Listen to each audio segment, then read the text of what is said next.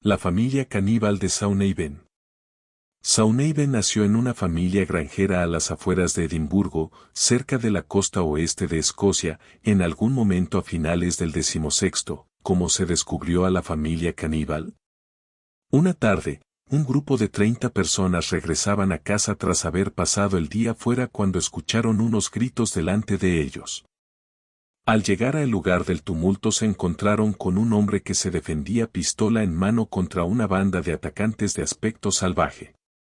Cerca de él yacía su mujer en el suelo, destripada, mientras algunos de los atacantes le arrancaban pedazos de carne y se la comían cruda. Las mujeres del clan la habían cortado el cuello y bebían su sangre. El hombre temeroso de caer su misma suerte se defendía desesperadamente con su pistola así como con su espada contra una jauría de entre 25 y 30 hombres del clan. Los viajeros, atónitos, no podían creer lo que veían. Al ser descubiertos, el clan de los Benn huyó hacia las colinas. Ya existían pruebas sobre las misteriosas desapariciones. Quizá también te interese, la maldición del film Poltergeist. En la cueva se guardaban desmembrados los cadáveres de los asesinados por esta familia. La persona que aportó el testimonio sobre lo ocurrido fue el marido superviviente del ataque. La historia llegó a oídos del rey James I de Inglaterra, el cual decidió tomar serias medidas, envió a 400 soldados acompañados de perros de caza a la zona. Los perros hallaron rápidamente la entrada de la caverna. El fuerte olor a carne les facilitó la búsqueda. Los soldados penetraron en la cueva siguiendo el pasadizo en forma de zigzag hasta llegar al hogar de los Benn.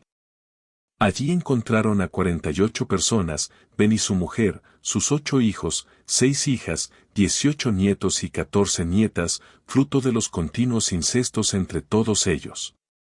El lugar estaba lleno de brazos, piernas y demás miembros, amontonados unos sobre otros. Algunos trozos de carne habían sido salados, con intención de conservarlos para los siguientes meses. Tras ser descubiertos, el rey los calificó como bestias salvajes no merecedoras de juicio alguno. Tanto Saunhaven como los 26 hombres del clan fueron torturados y desmembrados en público. Todo el proceso fue contemplado por las mujeres, a quienes les esperaba la hoguera. Acompañado de su mujer, abandona el hogar siendo muy joven, e inician un viaje hacia el lado opuesto del país. En mitad de la travesía deciden ocultarse en una profunda caverna. La entrada era una pequeña grieta a través de la cual se extendía una cueva de alrededor de 1 milla. Esta caverna les sirvió como hogar a los Benn durante los próximos 25 años.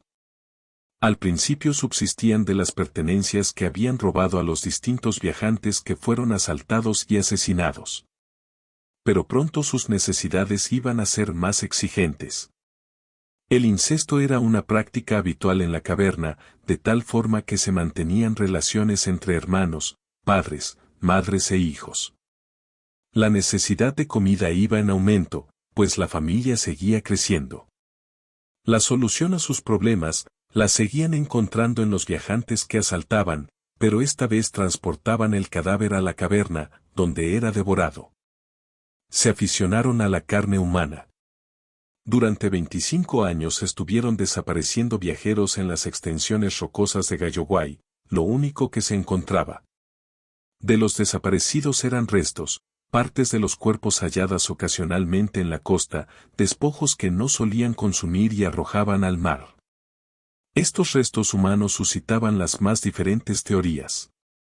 Una de ellas era que los viajantes podrían estar siendo atacados por una manada de lobos. Sin embargo, esta hipótesis no se sostuvo durante mucho tiempo pues no solo desaparecían individuos que viajaban solos, sino que también se echaron en falta a grupos, en ocasiones atacaban a grupos de 4, 5 e incluso 6 personas si iban a pie, eso sí, nunca a más de 2 si iban a caballo.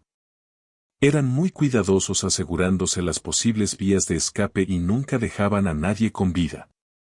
Animales asesinos, los devoradores de hombres de Tsavo. Otra explicación, era más descabellada, podría ser que los terrenos rocosos estuvieran habitados por hombres lobo o demonios.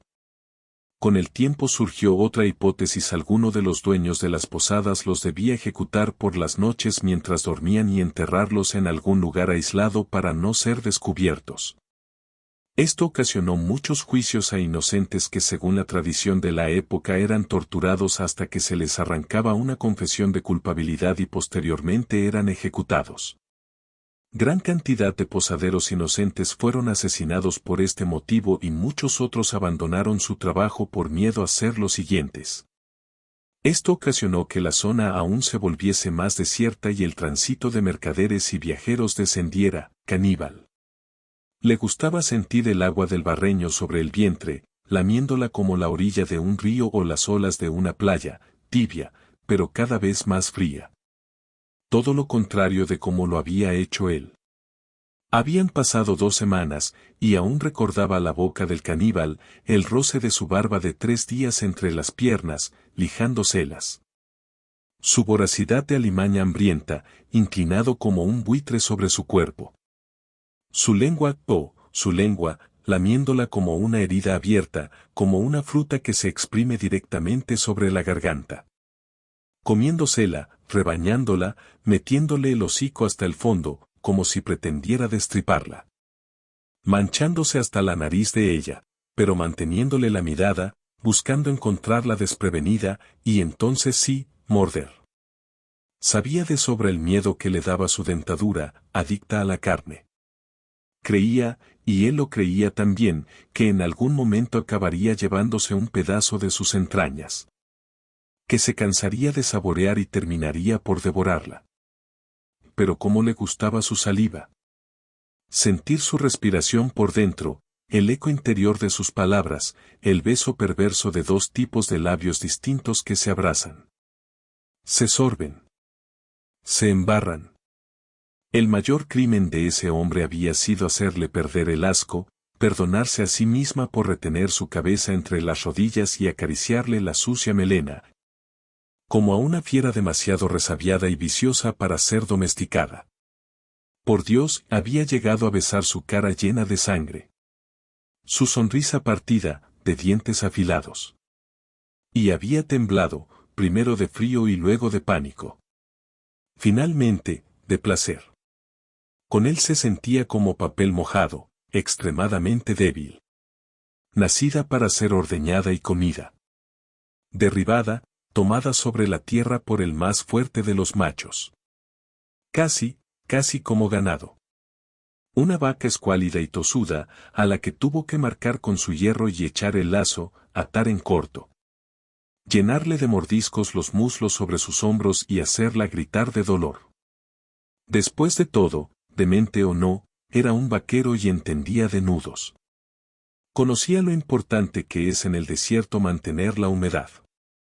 Disfrutaba de sus ciclos lunares y aullaba, sí, como un lobo al matar una presa, la boca chorreante entreabierta, como si le faltara el aire. Gruñendo al chuparle el cuerpo de pies a cabeza, siguiendo el caudal de su circulación. Era su hombre salvaje. Su secuestrador y enemigo, pintado como un indio por su propia menstruación. Aún no se atrevía a llamarlo amante. De hecho, seguiría refiriéndose siempre a él por su apellido. Desnudo o vestido, aquel era el señor Cavendish.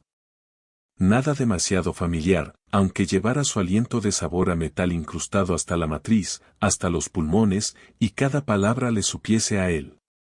Y se retorciera cada vez que le levantaba las faldas, se escupía sobre la palma y le hurgaba continuara.